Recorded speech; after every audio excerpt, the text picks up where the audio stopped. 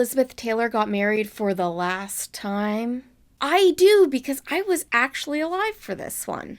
It's thrilling. After Liz's very amicable divorce from John Warner, she did not stay single for long. You probably could have guessed that on your own, though. She dated her former General Hospital co-star Anthony Geary on and off from 1982 to 1984, and I'm guessing the off part was from 1983 to 1984 when she was engaged to be married to Mexican lawyer Victor Luna, who asked for her hand with a 16-carat sapphire ring. They broke up in August of 1984 before the wedding, though.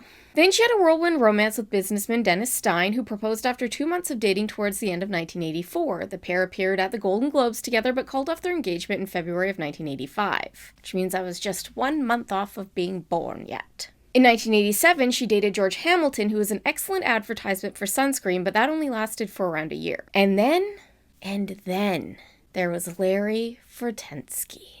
It was 1988. Liz was back at Betty Ford after a relapse. Larry was a construction worker who had been hit with another DUI and was heading to Betty Ford to get his drinking under control. Larry knew who Elizabeth was, but couldn't have told you any of the movies she had been in. He said Liz was funny and sweet. He thought she was very pretty. Larry was an unusual choice for Liz. He was 20 years her junior, and he was just a normal guy living a normal life in Stanton, California. But Liz liked that. He proposed with a modest pavé diamond band, but that would be where the modesty would end. 59-year-old Liz married 38-year-old Larry on October 6, 1991 at Michael Jackson's Neverland Ranch. Liz walked down the aisle in a $25,000 Valentino gown with Michael Jackson on one side and her son Michael Wilding Jr. on the other. The wedding cost Liz $2 million, and despite there being a large sign out front stating no cameras, helicopters still circled overhead. It wasn't just another world for Larry, it was an alternate universe. Liz would sell their exclusive wedding photos to People magazine for $1 million, which she would use to launch the Elizabeth Taylor AIDS Foundation. After their wedding, Larry continued working his construction job, which Liz really respected. She doted on him the same way she had all of her other husbands, waking up early to have breakfast with him and sending him off to work with the homemade lunch. She appreciated the fact that Larry saw through the world of bullshit she lived in.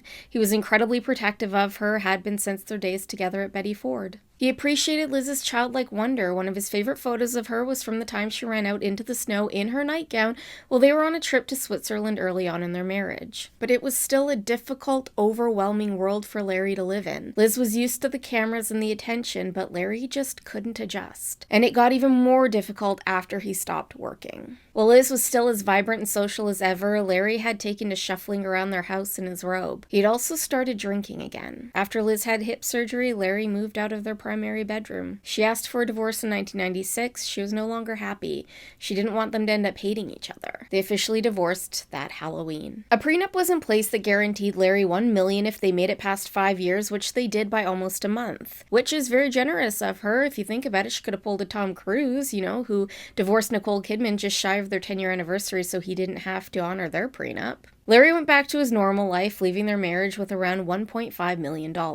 He purchased a home in Temecula, California, but in 1999, Larry suffered a critical fall that racked up medical bills and put him in a coma for a little while. Unable to work because of the accident, Larry had trouble keeping up with the mortgage and paying his bills. The house was under the threat of repossession when Larry's sister called Liz. Liz wrote her a $15,000 check to help with the house. Larry was mad when he found out, but he really needed it. In the end, it didn't really matter, though, because his house was repossessed anyway. Its value had dropped significantly since he had purchased it. Liz continued sending Larry money every month. She knew how much he needed it. The two spoke at least twice a month. The night before Liz was heading to the hospital, they spoke. Liz was weak. Her heart was failing. Larry thought she was going to be okay, though. He told her that she would outlive him. She said, "Larry, I'm going to be okay." That was the last time that they would speak. He would learn of her death from his television screen.